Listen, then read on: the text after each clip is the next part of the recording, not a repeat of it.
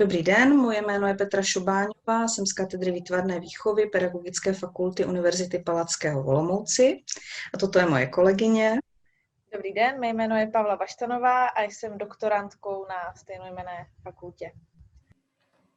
Dobrý den, já se jmenuji Jana Jiroutová a také působím na katedře výtvarné výchovy Univerzity Palackého v Olomouci.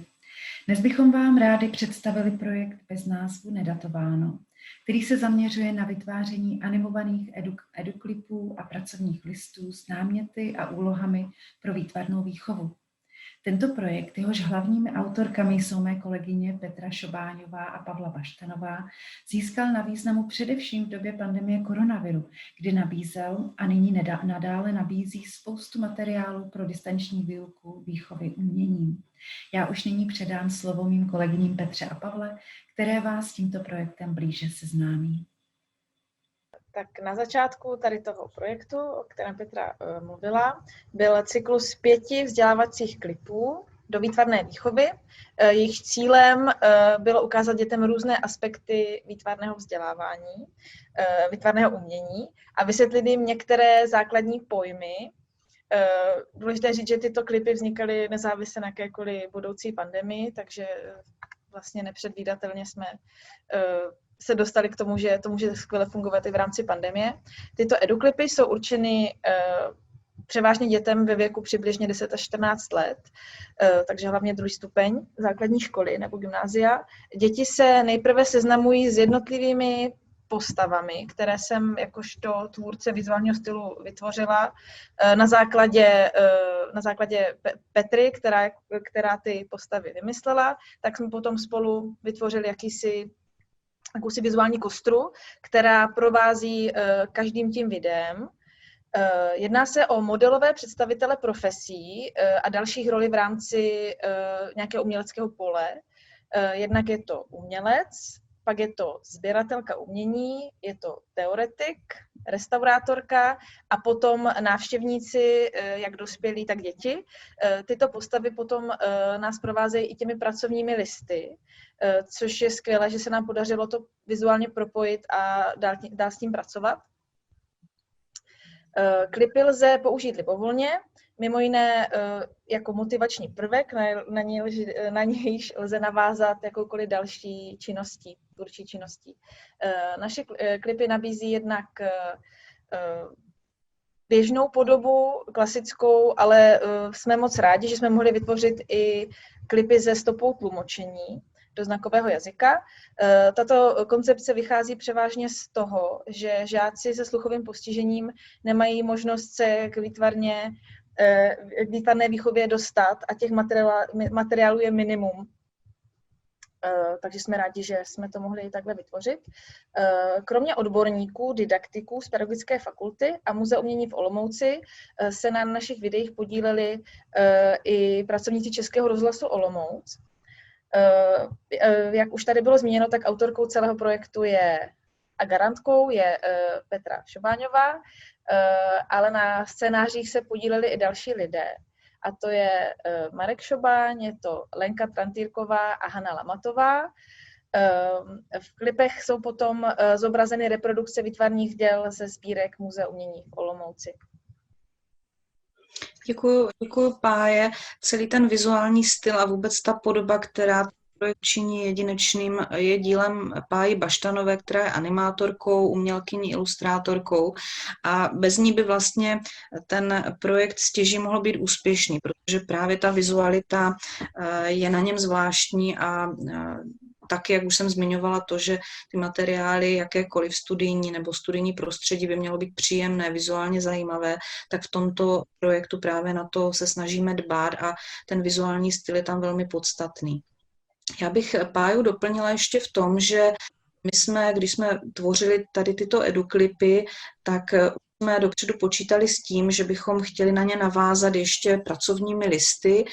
Už jsme s touto myšlenkou oslovovali mnohá muzea nebo galerie s tím, že vlastně by ty pracovní aktivity na pracovních listech vždycky představili nějaký konkrétní sbírkový předmět, nějaké umělecké dílo a pomocí těch postaviček a jejich dialogu bychom vlastně se snažili nabídnout dětem podnět pro to, aby jim těm dílům nebo předmětům, jejich významu mohli porozumět a aby ten hlavní princip je, aby na to navázali potom nějakou tvůrčí aktivitou. Takže vlastně ten hlavní didaktický princip, který tam vždy je přítomen, je, že se tam vede dialog o uměleckém díle a že potom se nabízí dětem, aby si vlastně podobný výtvarný princip nebo podobnou činnost, která je navázaná na to dílo, vyzkoušeli a sami vlastně tou tvůrčí činností k němu nějak pronikli a snažili se jej interpretovat anebo hledat nějakou svoji cestu sebevyjádření.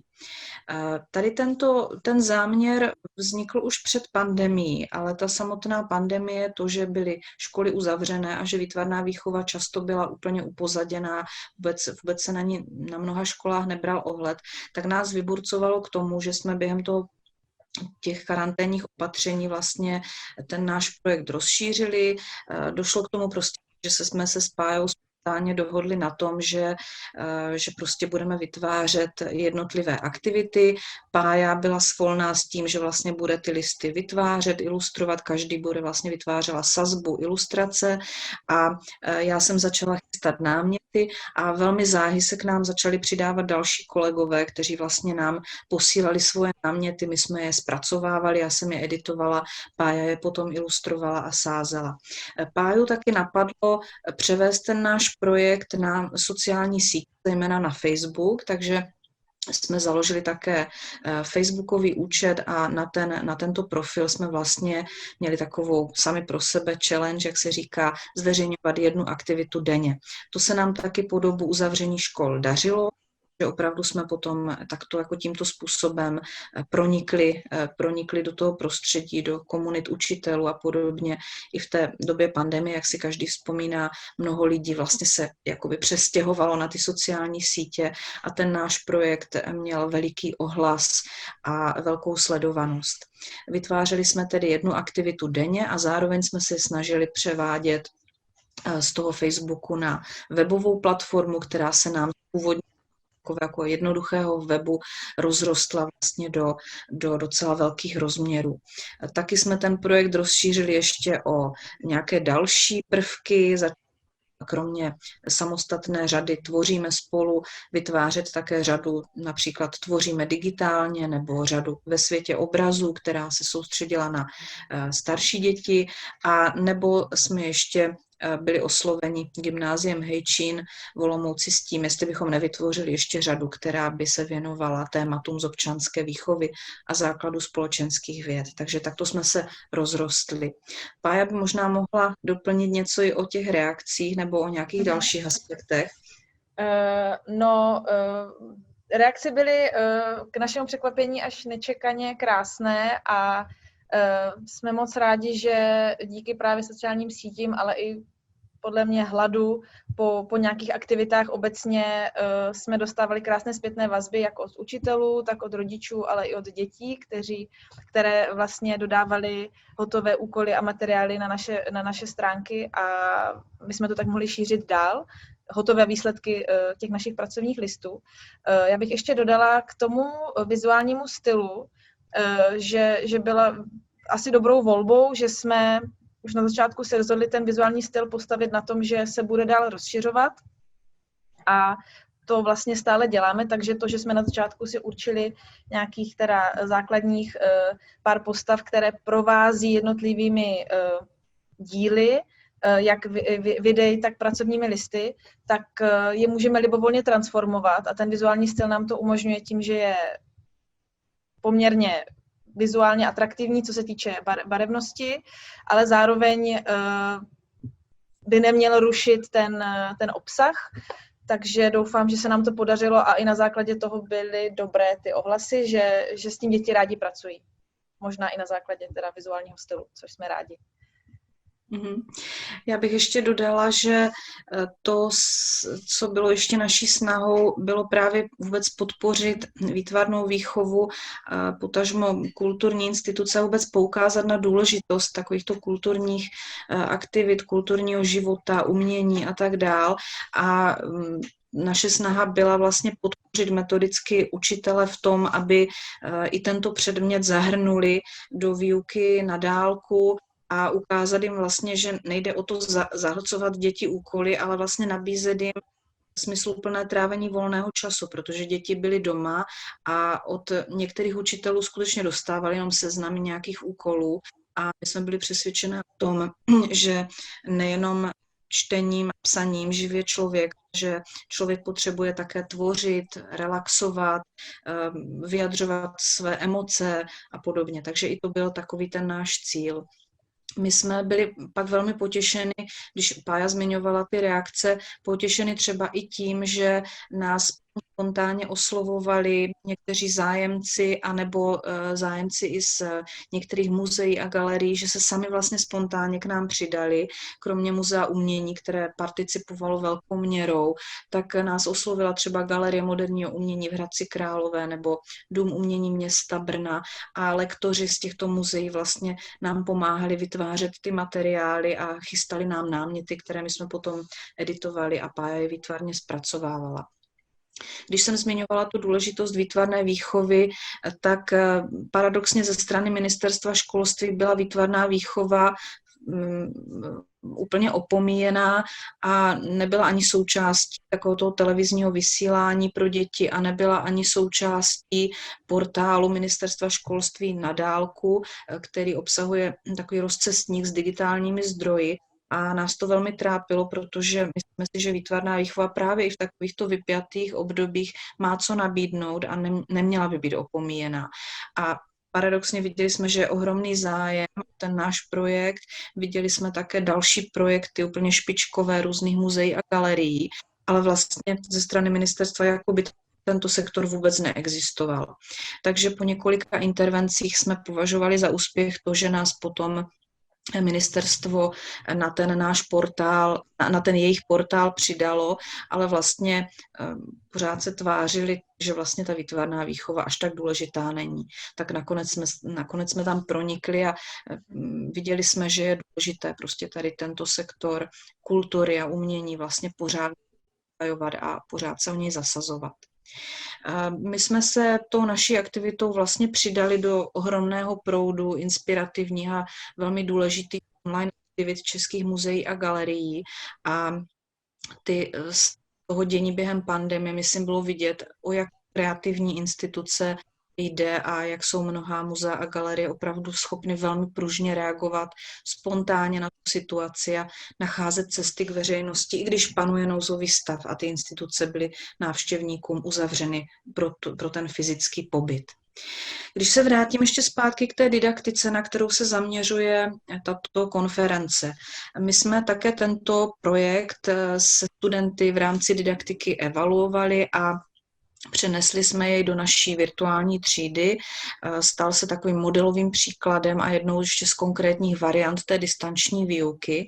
A během toho krizového semestru jsme si ověřili, a to by možná mohly být i takové závěry našeho příspěvku, že výuka na dálku je mnohem náročnější než ta prezenční a že pro její úspěch je nutné dodržovat určité didaktické zásady, víc než i v té výuce běžné.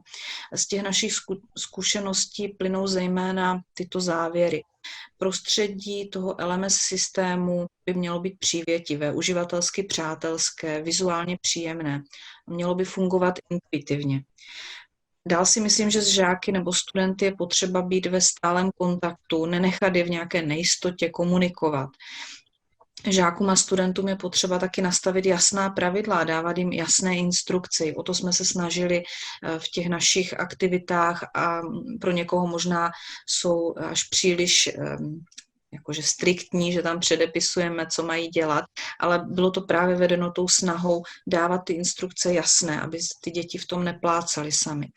A je taky, si myslím, třeba eliminovat stres během výuky na dálku a umožnit dětem, studentům plnit úkoly třeba i kdykoliv, brát zřetel na podmínky, stav, pocity a tak dále. A taky si myslím, že není možné studenty ani děti zahlcovat. I když k tomu někdy podobná ta LMS prostředí lákají, e-learning někdy, že máme tendenci naházet tam všechno, co je okolo milion odkazů, ale myslím si, že to je chyba. Je potřeba vážit množství toho obsahu, který dětem nebo studentům dáváme. Pak jsme si taky ověřili to, že synchronní výuka, to, co třeba teď tady vidíme v tom Zoomu, není optimální a vlastně není možné plně tu prezenční výuku nahradit tím, že budeme sedět v nějakém videokonferenčním prostředí. Není to příjemné, není to zdravé a není to ani funkční. A myslím si, že je třeba využívat další nějaké vhodné nástroje e-learningu, právě například jako jsou ty virtuální třídy typu Seesaw nebo Google Classroom a podobně. A možná poslední takový můj poznatek z toho období, distanční výuka by neměla studenty a žáky vést k tomu, aby pořád jenom seděli u počítače. A to jsme se snažili vlastně nabízet v těch aktivitách. Je to nějaký obsah, který se sdílí prostřednictvím sítí, prostřednictvím počítačů, mobilů, ale měl by žáky od tohoto technického prostředí taky odvést do přírody nebo právě k nějaké tvůrčí aktivitě, která není pevně s tou digitální platformou svázaná, takže odvádět ty děti taky pryč. Takže to jsou takové zkušenosti, asi když bych to tak zhrnula a možná by Pája mohla náš příspěvek uzavřít. Tak já bych chtěla všem vám na dálku poděkovat za vaši pozornost a chtěla bych vás tímto pozvat na naši platformu, o které jsme tady mluvili, na stránkách www.nedatováno.cz a tam vám zprostředkovat všechny ty videa a pracovní listy, na kterých jsme zatím pracovali, s tím, že jsme to postupně rozšířili, například o stránku Tvoříme tiše, nebo anglické verze listů, na kterých dále pracujeme a rádi bychom vytvářeli i další aktivity, takže pokud budete chtít, tak nás dál sledujte. Jak zmínila Pavla, část produkce tohoto projektu byla převedena do anglického jazyka. Především všechny eduklipy jsou s anglickými titulky a některé z pracovních listů jsou v anglickém znění. Jedná se především o ty listy, které reflektují současnou globální covidovou situaci. Rozvíjejí vizuální gramotnost a nabízejí náměty pro tvořivou reflexi v našem domácím prostředí, ale i v přírodě, tedy tam, kam ještě v rámci protiepidemiologickým nařízením máme zcela volný přístup. V rámci anglických pracovních listů tak mohou děti i dospělí navrhnout svou vlastní roušku, vytvořit koláž a objevovat předměty kolem nás nebo se ponořit do tajů landártového umění. Všechny materiály v anglickém jazyce jsou také k dispozici na stránkách projektu. Jak už tady také zaznělo, projekt Bez názvu Nedatováno podporuje spolupráci s muzejními a galerijními institucemi i edukátory a učiteli z praxe nejen na národní úrovni, ale i na úrovni mezinárodní. Tímto bychom chtěli vyzvat i naše zahraniční kolegy, kteří by s námi chtěli navázat spolupráci a podílet se na vytváření edukačního materiálu do výtvarné výchovy, aby nás kontaktovali na e-mailové adrese, která se právě objevila na obrazovce, tedy na adrese petra.sobáňová@upol.cz. A my děkujeme za vaši pozornost a mějte se hezky. Naschledanou. Budeme moc rádi, když se k nám přidáte a své muzeum v rámci našeho projektu budete chtít jakýmkoliv způsobem zapojit, takže se nás neváhejte kontaktovat, budeme moc rádi. Děkujeme, nashledanou. Mějte se hezky, nashledanou.